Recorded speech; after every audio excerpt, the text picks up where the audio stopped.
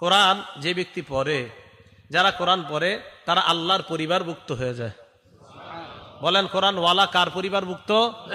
একটু জোরে বলেন, কোরআন ওয়ালা কার পরিবারভুক্ত? হ্যাঁ, কোরআন ওয়ালা আল্লাহর পরিবারভুক্ত।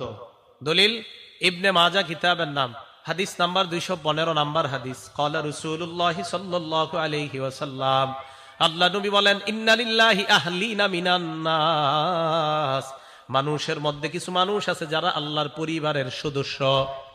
সাহাবারা প্রশ্ন করলেন, মান হুম ইয়া রাসূলুল্লাহ, এরা কারা আপনার কাছে জানতে চাই। আল্লাহ নবী জবাব দিলেন, হুম আহলুল কোরআন আহলুল্লাহি ওয়া খাসাতুহু, যারা কোরআনওয়ালা, কোরআনের ধারক বাহক, তারা আল্লাহর পরিবার এবং আল্লাহর বিশেষ অন্তর্ভুক্ত হয়ে যায়। উনি আমার আস্থা ভাজন, বলে না এরকম? উনি প্রধানমন্ত্রীর আস্থা ভাজন। কোরআনওয়ালারা আল্লাহর আস্থা ভাজন, আল্লাহর বিশেষ পার্সোনাল মেহমান হলো কোরআনওয়ালারা।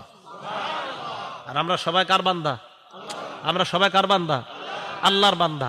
আমাদের মধ্যে যারা হাফেজে কোরআন, তারা আল্লাহর পার্সোনাল বান্দা, বিশেষ। এরা আমার পার্সোনাল, এরা প্রাইভেট আমার। তাহলে কোরআনওয়ালার মর্যাদা আল্লাহ দেয়, রসুল দেয়, আমরা দিতে সমস্যা কোথায়? আল্লাহ বুঝার তৌফিক দান করেন। 9 নাম্বার, কোরআনওয়ালাকে সম্মান করা। একজন হাফেজে কোরআনকে সম্মান করা মানে আল্লাহকে সম্মান করা। বলেন বলেন, কোরআনওয়ালাকে সম্মান করা, বলেন আল্লাহকে সম্মান করা। আবার বলেন, কোরআনওয়ালাকে সম্মান করা, আল্লাহকে সম্মান করা। আবু দাউদ শরীফ হাদিস নাম্বার 4843 নাম্বার হাদিস। ক্বালা রাসূলুল্লাহ সাল্লাল্লাহু আলাইহি ওয়াসাল্লাম, আল্লাহ নবী বলেন, ইন্না মিন ইজলালিল্লাহ ইকরামা যিস শাইবাতিল মুসলিম, সাদা দাড়িওয়ালাকে সম্মান করা, ওয়া হামিলিল কোরআন, কোরআনওয়ালাকে সম্মান করা, ওয়া ইকরামা যিস সুলতানিল মুকসিত, ন্যায়পরায়ণ শাসককে সম্মান করা মানে আল্লাহকে সম্মান করা। বলেন, সাদা দাড়িওয়ালারে সম্মান করা মানে কারে সম্মান করা? হাফেজে কোরআনকে সম্মান করা মানে কাকে সম্মান করা? ইনসাফওয়ালা ন্যায়পরায়ণ শাসককে সম্মান করা মানে কাকে সম্মান করা?